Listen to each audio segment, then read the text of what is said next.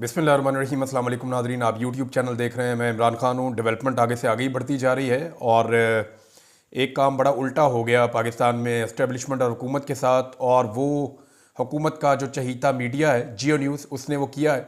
बाज़ औक़ात नादान दोस्त आपको फंसा देते हैं, बाज़ औक़ात आपका कुछ किया कराया आपके आगे आ जाता है। ऐसा लगता है कि इनका बुरा वक्त चल रहा है और ये जो करते हैं इन्हें उल्टा पड़ जाता है।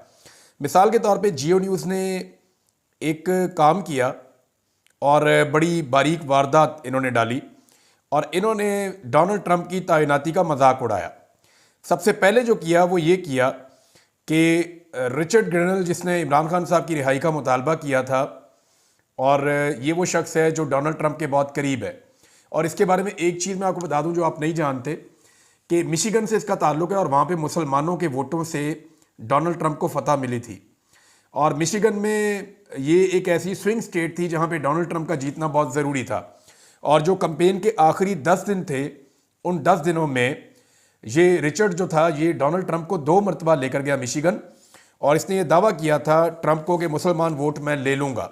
और मुसलमानों ने, जहाँ बहुत सारी और उनकी शराइत हैं, बहुत सारी चीज़ें हैं, जो उनका सबसे मेन मसला, उन्होंने इमरान खान साहब की हवाले से जो जुल्म और ज़्यादती हो रही है पाकिस्तान में, उसकी बात भी की थी ओवरसीज़ पाकिस्तानियों ने और मुसलमानों ने। और इमरान खान जो है वो सिर्फ पाकिस्तान के अंदर नहीं, जो ओवरऑल मुसलमान है वो भी इमरान खान से प्यार करते हैं, वो उसको उम्मत मुस्लिमा का एक लीडर समझते हैं। अब रिचर्ड ने क्योंकि वादा किया हुआ था और डोनाल्ड ट्रंप ने उनको एक बहुत अहम ओहदे पर बिठाया लाकर, और वो इसलिए भी क्योंकि डोनाल्ड ट्रंप उसकी अहमियत भी जानता है और उसने डोनाल्ड ट्रंप को मिशिगन जीत कर भी दिया, तो डोनाल्ड ट्रंप ने काफ़ी तारीफ भी की। अब जब ये शख्स जीत गया और बन गया, तो आपको पता है जियो का एक बुग़्ज़ है इमरान खान से, और वो सख्त इमरान खान साहब की मुखालफत करता है। जो भी जियो में काम करता है उसे मजबूर किया जाता है कि आप इमरान खान की मुखालफत करें, और बड़ी मुश्किल से बेचारे चंद लोग हैं जो बैलेंस कर रहे होते हैं। तो अब मामला ये है कि रिचर्ड ग्रेनल जो है, इसके खिलाफ जियो ने एक खबर चला दी, और जो खबर चलाई उसमें यह चला दिया कि हम जिन्स परस्त रिचर्ड ग्रेनल ट्रंप के खसूसी एलची मुकर्रर। अच्छा, इससे पहले इन्होंने ट्रंप के खिलाफ भी ऐसी एक खबर चलाई हुई है माजी में। ये किसी के ऊपर भी कीचड़ उछाल देते हैं और इन्हें लगता है कि जैसे पाकिस्तान है, हम जो मर्जी करेंगे, बाहर भी कहीं पे कुछ नहीं होगा। अब हुआ ये है कि लेने के देने पड़ गए।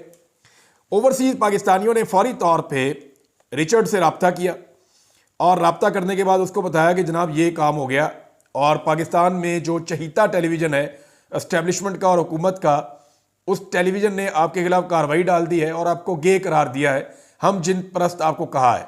इससे पहले डोनाल्ड ट्रंप के बारे में भी बहुत उल्टी सीधी चीज़ें जियो ने लिखी थी, वो मैं आपको आगे जाके बताता हूँ। अब जनाब इस पर रिचर्ड ने फिर दोबारा ट्वीट किया, और रिचर्ड ने ट्वीट करते हुए जो है वो जियो को टैग किया उसने, और उसने कहा आई शैल से इट अगेन, कि मैं ये दोबारा कहूँगा कि फ्री इमरान खान। अब ये जो है ये बमशेल एक धमाका हुआ है हुकूमत के सर के ऊपर और एस्टेब्लिशमेंट के सर के ऊपर। देखिए, हुकूमत को ज़्यादा फर्क नहीं पड़ेगा। हुकूमतों को वैसे नॉर्मली अमेरिका से कुछ मुखालफत आ जाए तो सूट करती है। पाकिस्तान में लोग अमेरिकन मुदाखलत को ज़्यादा पसंद नहीं करते, लेकिन एस्टेब्लिशमेंट के लिए बड़ा सीरियस इशू हो जाता है, क्योंकि एस्टेब्लिशमेंट के सारे काम अमेरिका की मदद से ही चलते हैं और उनको हर चीज़ के लिए अमेरिका की तरफ देखना पड़ता है, तो वहाँ एक प्रॉब्लम क्रिएट हो जाती है। अब जियो को चाहिए था कि अपने इस मामले के ऊपर, अपनी इस खबर के ऊपर खड़ा रहता, लेकिन बजाय अपनी खबर पे खड़े रहने के जियो ने पीठ दिखाई और फौरी तौर पे अपनी इस ट्वीट को, जिसमें खबर लगाई गई थी, उसको डिलीट कर दिया। ना सिर्फ उसको डिलीट किया, बल्कि जियो ने फौरी तौर पे खबर को तब्दील कर दिया, और ख़बर को तब्दील करके लिख दिया कि अमेरिका में एक अहम तैनाती, डोनाल्ड ट्रंप ने रिचर्ड को अपना खसूसी एलची मुकर्रर कर दिया। ये जनाब 2 नंबरी अब की है जियो न्यूज़ ने, और रिचर्ड ने इसको ट्वीट किया और रीट्वीट किया, और उसके बाद जो है वो पाकिस्तानियों ने जो ट्वीट्स किए उनको लाइक भी किया। और इसमें आतिफ खान साहब, मैंने आपको पहले ही बताया था, उनका भी, और कुछ और जो अमेरिकन हैं जो ओवरसीज़ पाकिस्तानी, उनका बड़ा रोल है। शहबाज गिल ने, मोहित पीरज़ादा ने, फिर वहाँ मौजूद हैं कासिम सूरी साहब, पाकिस्तान के अंदर बेशक बेशुमार पाकिस्तानी है। पाकिस्तान तरीके साहब का सारा ही सोशल मीडिया है, वो इस काम पे लग गया। अदर बशवानी है, अरसलान साहब हैं, और बाकी और बहुत सारे लोग हैं, जबरान साहब हैं। तो इन सब ने मिलकर जो है वो इतना रोला डाला कि अमेरिका में खप पड़ गई, और उसके बाद रिचर्ड को इसके ऊपर उन्होंने जनाब दोबारा ट्वीट किया। और देखें, इसके ऊपर आप गौर करें, रिचर्ड जो है वो सिर्फ जियो को जवाब भी दे सकता था, लेकिन उसका जवाब बड़ा टेक्निकल है और उसके जवाब के अंदर बड़ा क्लियर मैसेज भी है। और ये मैसेज सिर्फ जियो के लिए नहीं है बल्कि जियो के मालिकों के लिए भी है। और मैसेज ये है कि फ्री इमरान खान। ये बड़ा क्लियरली, बड़ा सोच समझ के लिखा हुआ ट्वीट मुझे लगता है। अब ये खाली काम जो है ये वो रिचर्ड ने नहीं किया, बल्कि डोनाल्ड ट्रंप के बहुत ज़्यादा चांसेस है कि आने वाले जो अटॉर्नी जनरल हैं, जिसकी डोनाल्ड ट्रंप बहुत तारीफ करता है, डोनाल्ड ट्रंप का बहुत करीबी साथी और दोस्त है, फॉर्मर कांग्रेसमैन है, इसका नाम है जी मैट गेट्स। इनके कुछ स्कैंडल भी रहे माजी में, सबके ही होते हैं। यानी अगर आप जो बाइडन इंतजामिया देखें तो उसके अंदर भी बेशुमार लोगों के बेशुमार स्कैंडल थे। कोई हम जिन्स परस्त है, किसी का कोई और इशू है, लेकिन कभी जियो ने या पाकिस्तान ने इसके अंदर मुदाखलत नहीं की। भाई उनकी सोसाइटी, उनका मुल्क इसी तरह का है, वो ऐसे ही है। हमारा ज़रा डिफरेंट है तो हम और तरह के हैं। उनके पैरामीटर यहाँ पे नहीं लगते, यहाँ के जो हैं वो वहाँ पे नहीं लगते। वहाँ पे लोग इन चीज़ों के लिए वोट डालते ही नहीं है। वो लोग देखते हैं कि जनाब ये आदमी अपने कॉलो फेल में कैसा है, ये हमारे मुल्क के लिए, हमारे इलाके के लिए कैसा है, ये हमारी पॉलिसीज़ को फॉलो करता है या नहीं करता। वो और तरह देखते हैं चीज़ों को। यहाँ पाकिस्तान में ज़रा और चीज़ें देखते हैं, पैरामीटर्स ज़रा मुख्तलिफ हैं। बहरहाल जियो ने जनाब खबर डिलीट कर दी। अब जियो कभी किसी को ताना नहीं दे सकेगा। यानी जियो इमरान खान को ये ताना नहीं दे सकता कि अमेरिका से पहले आपकी मुखालफत होती थी, अब आपकी हमायत क्यों होती है। भाई जियो ने खुद ट्वीट डिलीट कर दिया, बुज़दिल है, डर गए। तो डोनाल्ड ट्रंप की भी जनाब इन्होंने ट्रोलिंग की हुई है। डोनाल्ड ट्रंप की क्या ट्रोलिंग की है ज़रा वो भी खबर मैं आपको पढ़ के सुना देता हूँ। उसके ऊपर भी रोला पड़ गया है और शहबाज गिल एंड कंपनी और बाकी सारे लोग इस काम पे लग गए। इन्होंने जनाब डोनाल्ड ट्रंप के बारे में लिखा था कि रंगीन मिजाज अरबपति प्ले बॉय। डोनाल्ड ट्रंप ने 3 शादियां की, दर्जनों खवातीन से जिनसी ताल्लुक रहा। ये जनाब जियो ने लिखा था। इसके ऊपर शहबाज गिल साहब ने सारा पोल खोलना शुरू कर दिया अंग्रेजी के अंदर। और पाकिस्तान तहरीक इंसाफ को एक फ़ायदा यह है कि पाकिस्तान तहरीक इंसाफ के जो सपोर्टर्स हैं उनको अंग्रेजी आती है और वो पढ़े लिखे लोग हैं, तो वो फटाफट ट्रांसलेट करते हैं। सारी दुनिया को पता चल जाता है, ये ग्लोबल वर्ल्ड है, ग्लोबल विलेज है, तो दुनिया जो है इस वक्त वो सबको पता चल जाता है कि जनाब यहाँ पे ये हो रहा है और मेरे खिलाफ ये चीज़ हो रही है, मेरे हक में ये चीज़ हो रही है। और रिचर्ड को देखें आप तो इनके ट्वीट जाते हैं ज़्यादा से ज़्यादा 200, 300, 500, 700, 1000 तक बहुत मुश्किल कोई ट्वीट जाता है इनका रीपोस्ट में।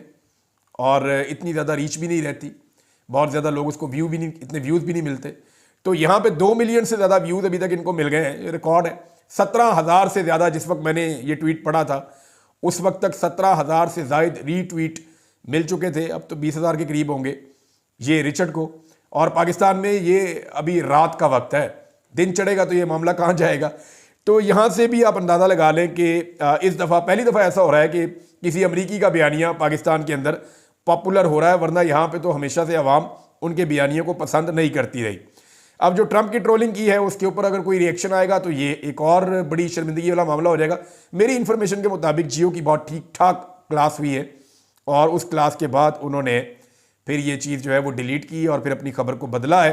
एस्टेब्लिशमेंट के लिए मुश्किलात खड़ी हो गई हैं क्योंकि अमेरिका में जो है वो पाकिस्तान के अंदर जो कुछ भी होता है उसको एस्टेब्लिशमेंट की ऐनक से वो देखते हैं। यानी वो ये मानने के लिए तैयार नहीं है कि पाकिस्तान के अंदर कोई बड़ी चीज़ अमेरिका के हवाले से हो और पाकिस्तान की एस्टेब्लिशमेंट का उसमें रोल ना हो। एक ट्रस्ट का डेफिसिट भी है, लेकिन वो पाकिस्तानी एस्टेब्लिशमेंट को हर चीज़ के लिए जिम्मेदार समझते हैं और बहुत हद तक ठीक भी समझते हैं। अब ये जो कुछ भी खबरें हो रही हैं या जो चीज़ें हो रही हैं इसके लिए भी वो पाकिस्तान की एस्टेब्लिशमेंट को ही जिम्मेदार समझते हैं और एस्टेब्लिशमेंट की मुश्किलात में इजाफा हो रहा है। एक तरफ ये कोशिश कर रहे हैं कि अमेरिका की नए आने वाली एडमिनिस्ट्रेशन के साथ अच्छे ताल्लुकात बनाएं, किसी तरह पाकिस्तान की मिलिट्री एस्टेब्लिशमेंट के उनके साथ ताल्लुकात फ़रोग़ पा जाएं, किसी तरीके से जो है वो ये जो हुकूमत है, इस हुकूमत की अमरीकी हुकूमत जो आने वाली है उसके साथ अच्छे ताल्लुकात बन जाएं और इमरान खान साहब को जेल में रखने का रास्ता खुला रहे, जैसा कि जो बाइडन के दौर में खुला रहा। एक तरफ ये दिन रात मेहनत कर रहे हैं, लॉबिंग कर रहे हैं, पैसा खर्च कर रहे हैं, लोगों को इन्वॉल्व कर रहे हैं, एक तरफ तो ये सब कुछ कर रहे हैं और दूसरी तरफ जो है वो इस तरह की एक खबर लगा के चीज़ों पे पानी फेर दिया गया। लेकिन जो टेस्टर लगाया गया था वो पूरा खुलकर सामने आया और ठीक ठाक झटका लगा है दूसरी तरफ से कि जनाब हमारी तो पोजीशन बड़ी क्लियर है और हम तो यही समझते हैं कि इमरान खान बेगुनाह जेल में है, उसको रिहा किया जाए। अब मामला यहाँ नहीं रुकता ना, मामला आगे बढ़ गया है। यहाँ पे कुछ और ट्वीट्स हैं। एक तो रिचर्ड का मैंने आपको बताया, एक मैंने आपको बताया कि जनाब मैट गेट्स, इसने भी एक ट्वीट किया और इसने भी ट्वीट करते हुए रीट्वीट किया रिचर्ड को और रीट्वीट करते हुए जो अटॉर्नी जनरल है आने वाले वक्त में डोनाल्ड ट्रंप का, ज़्यादा मुमकिनात ये है।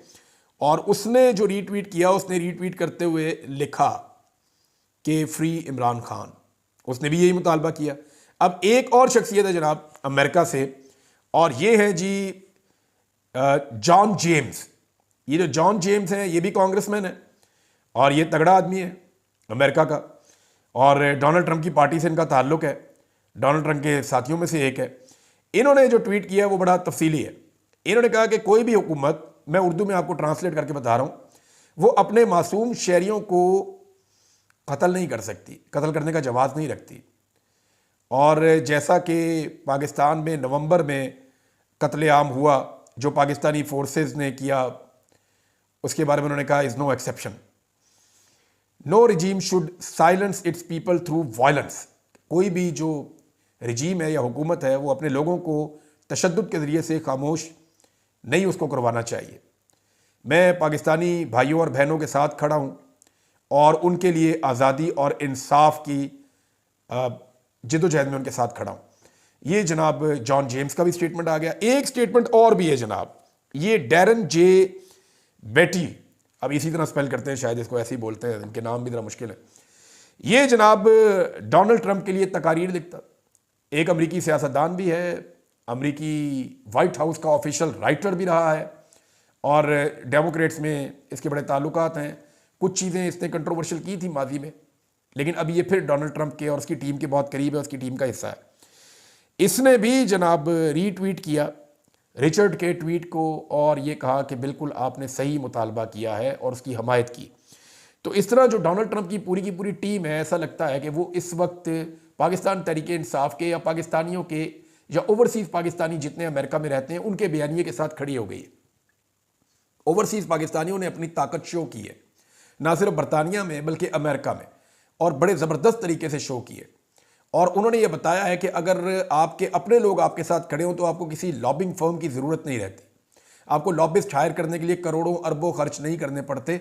आप सिर्फ अपने लोगों के साथ बनाकर रखें, अपने लोगों को इज्जत दें, तो वो आपके लिए सब कुछ करने के लिए तैयार है। मेरी ओवरसीज़ पाकिस्तानियों से बातचीत हुई तो उन्होंने कहा जी हम ये सोच भी नहीं सकते थे कि हमारे अंदर इतनी कैपेसिटी है।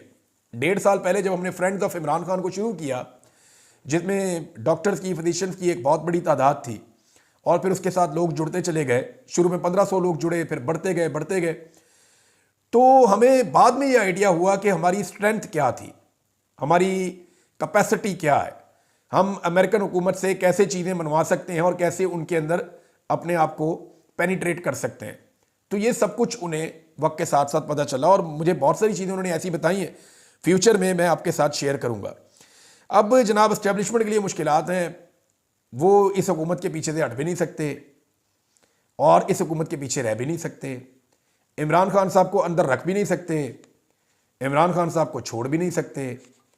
अंदर रखते हैं तो बहुत सारी मुश्किलात हैं और वो मुश्किलात ऐसी हैं जिनसे ये अकेले निपट ही नहीं सकते, और अगर बाहर निकालते हैं तो सबसे बड़ी मुश्किल है कि इमरान खान साहब जो है वो कोई डील के बगैर बाहर निकलेंगे, और अगर वो डील नहीं करते और वैसे बाहर आ जाते हैं तो वो पाकिस्तानी सियासत के ऊपर कब्ज़ा कर लेंगे और फिर पाकिस्तान की सियासत उस तरफ जाएगी जिस तरफ इमरान खान चाहेंगे।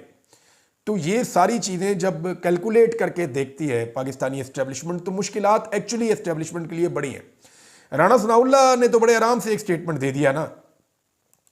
राणा सनाउल्लाह ने कह दिया जी हम सामना करेंगे अमेरिका ने अगर दबाव डाला तो, और इरफान सिद्दीकी ने भी कहा जी हमारे पास तो एक कैदी जो है वो पहले भी शकील अफरीदी की सूरत में मौजूद है, तो अमेरिका तो उसके लिए भी दबाव डालता है, तो इमरान खान के लिए भी डाल ले तो कोई फ़र्क नहीं पड़ता।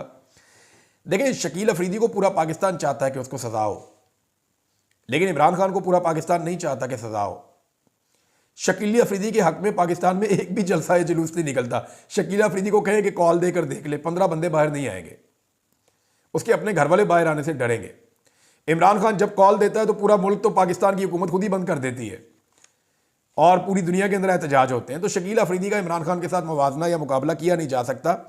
कुछ लोग इमरान खान साहब की उस मुबैना डील के बारे में बात कर रहे हैं कि जो मुज़ाकरात इमरान खान साहब के हो रहे थे, और जो मैंने आपको खबर भी दी थी कि 15 दिसंबर से पहले इमरान खान साहब को छोड़ने की ऑफ़र की गई थी, जिसे इमरान खान साहब ने कबूल नहीं किया। मैंने आपको क्लियरली कहा था कि ऑफ़र इमरान खान साहब को 15 दिसंबर से पहले छोड़ने की मिल गई थी और इमरान खान साहब को 15 दिसंबर तक छोड़ देना था और यकीन दहानी करवा दी गई थी और ऑफ़र भी मिल गई थी, लेकिन इमरान खान साहब ने उस ऑफ़र को कबूल नहीं किया। अब कुछ लोग कह रहे हैं कि इमरान खान साहब ने इसलिए नहीं कबूल किया, वो मान भी गए थे, डील भी हो गई थी, मसला सिर्फ इतना था कि इमरान खान साहब ने वीडियो बनाने से इनकार कर दिया, ताकि वीडियो कल को लीक हो गई तो फिर मैं क्या करूँगा, पब्लिक के अंदर मेरी ओपिनियन का क्या बनेगा। तो एक बात मैं आपको क्लियर कर दूं कि इतना बच्चा कोई भी नहीं है। इमरान खान साहब वहाँ जिसको भी मिलते हैं हर चीज़ की वीडियो बनती है, हर चीज़ की ऑडियो रिकॉर्ड होती है। इमरान खान साहब क्या ये नहीं जानते कि यहाँ पे जो भी मुझे मिलने आता है उसकी ऑडियो और वीडियो रिकॉर्ड होती है, जो भी बात मैं करता हूँ उसकी ऑडियो और वीडियो रिकॉर्ड होती है। तो ऐसे तो मुमकिन नहीं है ना, लोग बेवकूफ़ और बच्चे नहीं हैं कि आप एक कहानी सुना देंगे और लोग उस कहानी के पीछे चल पड़ेंगे। अब जनाब एक चीज़ और है, नून लीग मुज़ाकरात से भागती रहेगी। उसकी वजह यह है कि नून लीग ये समझती है कि उन्हें अब शहादत चाहिए। वो बार बार एक झूठा बयानिया बनाते हैं कि हमने मईशत को ठीक कर दिया है, हालांकि मईशत को पूरी तरह से नून लीग ने तबाह किया है। सिर्फ वो ज़बानी मईशत के ठीक करने के दावे इसलिए कर रहे हैं कि जैसे ही उनकी हुकूमत जाएगी, उन्हें पता है कि अब इलेक्शन में जाना है, जैसे ही वो इलेक्शन में जाएंगे वो कहेंगे हम तो मईशत ठीक कर रहे थे, ये इलेक्शन आ गया। लेकिन आज मैं आपको वो आदादोशुमार थोड़े से बताने वाला हूं जो इस हुकूमत के अपने दिए हुए हैं, मेरे दिए हुए नहीं है, और वो आपको सारा पोल खोल देंगे। गुज़िश्ता 4 माह में गैस की कीमत में 850% इजाफा हुआ है। ये वफाकी इदारा शुमारियात ने सिर्फ 4 माह में गैस की कीमत में 850% इजाफे का इंकशाफ कर दिया है, जबकि बाकी तमाम चीज़ों की कीमतों में भी इजाफा हुआ है। ये रिपोर्ट जो है ये गवर्नमेंट की रिपोर्ट है, कोई मैंने अपने से नहीं आपको बना के दे रहा। अच्छा, एक और चीज़ है कि पीडीएम की हालिया 10 महीनों की जो कारकर्दगी है, इसमें जो आम आदमी के इस्तेमाल की चीज़ों की कीमतें बढ़ी हैं वो इमरान खान साहब के दौरे हुकूमत में 3.5 साल में भी नहीं बढ़ी। मवाजना करना चाहिए ना, हुकूमत से हुकूमत का होता है। तो पीडीएम की हुकूमत ने लगभग 1 साल से 1.5 साल हुकूमत की थी, 2022 से लेकर 2023 के अगस्त तक 1.5 साल उन्होंने हुकूमत की। उस 1.5 साल में उन्होंने कीमतें इतनी बढ़ाई जितनी इमरान खान साहब ने 3.5 साल में नहीं बढ़ाई। और ये डाटा भी मेरा नहीं है, ये पाकिस्तान ब्यूरो ऑफ स्टैटिस्टिक्स की ऑफिशियल वेबसाइट पर वफाकी दारुल हुकूमत इस्लामाबाद की जानिब से जारी किया गया डाटा है। ये पाकिस्तान ब्यूरो ऑफ स्टैटिस्टिक्स की ऑफिशियल वेबसाइट पर, और ये फेडरल गवर्नमेंट का डाटा है, उनके दिए हुए आदादोशुमार है। उसका जब आप तजिया करते हैं तो आपको पता चलता है कि मौजूदा नून लीग की हुकूमत ने 10 महीनों में पाकिस्तान में आम आदमी के इस्तेमाल की चीज़ों की कीमतें इतनी ज़्यादा बढ़ाई हैं कि इमरान खान साहब के 3.5 साल में भी उतनी कीमतें नहीं बढ़ी थीं। फिर ये कैसे दावा कर सकते हैं कि पाकिस्तान की मईशत ठीक हो रही है और महंगाई जो है वो कम हो रही है। एक दावा और है, एक खबर और है, बल्कि ये बहुत डिटेल खबर है। इसमें तो आटा, चीनी, दालें, घी, हर चीज़ का जिक्र है, पेट्रोल का जिक्र है, डॉलर का जिक्र है, हर चीज़ का जिक्र है। और एक एक चीज़ पे ये डाटा बता रहा है कि इमरान खान के दौर में इसकी कीमत इतने फीसद बढ़ी और ये 10 महीनों में इतने फीसद बढ़ी, और ये 10 महीने ज़्यादा महंगाई वाले महीने हैं। ये क्लियर डाटा है। ये डाटा अब अवेलेबल है इंटरनेट पे, आप जाएं और जाकर आप पढ़ सकते हैं। मैंने आपको बता दिया कौन से इदारे का डाटा है। एक और खबर भी है, वो भी गवाही दे रही है कि इमरान खान साहब का दौर बेहतर था। ये डॉन की एक रिपोर्ट है जिसके अंदर वजीर खजाना पाकिस्तान का, जिसको नून लीग ने सेनेटर बनाया है, औरंगजेब, मोहम्मद औरंगजेब साहब जो वजीर खजाना है, उन्होंने तस्लीम किया है कि अप्रैल 2022 के बाद गैस की कीमतों में तारीखी 840% और बिजली की कीमतों में 110% इजाफा हुआ है। अब ये इजाफा इमरान खान ने तो नहीं किया, उसने तो कंट्रोल किया हुआ था। इन्होंने बढ़ा दी कीमतें बहुत ज़्यादा। ये अब वजीर खजाना कह रहा है, मैं नहीं कह रहा। उसने ये कहा वजीर खजाना ने कि डॉलर के मुकाबले में रुपये की कदर भी जो है वो तकरीबन 44% 43% कम हो गई है। इमरान खान साहब के दौर में फिर भी बेहतर था। गैस का 1 यूनिट इमरान खान साहब के दौर में जो 217 रुपये का था वो अब 1479 रुपये तक पहुंच गया है। आप कीमत में इजाफा चेक करें कैसा है। फिर साथ में चीनी, तेल, आटा, घी, पेट्रोलियम मसनूआत, हर चीज़ का डिटेल के साथ इस रिपोर्ट के अंदर लिखा हुआ है। जो वजीर खजाना ने कहा उसकी सपोर्ट के अंदर ये सारा डॉक्यूमेंट मौजूद है। उन्होंने कहा कि माली साल 2022 में महंगाई की शरह कम थी जो 2023 में, यानी उस वक्त 2022 में इमरान खान साहब सिर्फ 4 महीने वज़ीर आज़म थे और उसके बाद इनकी तबाही आ गई थी। फिर भी एंड ऑफ द ईयर जो महंगाई थी वो 12.2% थी। लेकिन अब 2023 में इन्होंने 29% और 24 में 23.5% तक महंगाई पहुंचाई। ये जनाब इतनी इन्होंने सिर्फ कम की है। फिर ये कैसे कह सकते हैं कि मईशत ठीक हो गई? फिर ये कैसे कह सकते हैं कि पाकिस्तान के हालात बेहतर हो रहे हैं और महंगाई कम हो रही है? बकवास करते हैं, झूठ बोलते हैं। आम आदमी इनको बदवाएं देता है झोलियां उठाकर जब ये वाला झूठ बोलते हैं कि हमने महंगाई कम कर दी है। महंगाई कम करने के दावे फिर किस बुनियाद के ऊपर है? तबाही इन्होंने फेरी है। इमरान खान साहब के दौरे हुकूमत, अभी और रिपोर्टें हैं यहाँ पे। ये एक आर्टिकल है, सईद अहमद साहब ने एक आर्टिकल लिखा है, और ये IMF के साबिक मुशीर भी हैं और मईशत के माहिर भी हैं। इन्होंने जो चीज़ें लिखी हैं उन्होंने तो रोंगटे खड़े कर दिए हैं। यानी इन्होंने हर वो चीज़ लाकर सामने रख दी है जो इस हुकूमत को जूते मार रही है कि मईशत में इन्होंने किया क्या है। इन्होंने ये बताया कि सियासी मुजाहिरीन को कंट्रोल करने के चक्कर में हुकूमत ने जितना नुकसान कर दिया है और जो इनकी पॉलिसीज ने पाकिस्तान को तबाह बर्बाद किया है, उसके अदादोशुमार इन्होंने लिख दिए हैं।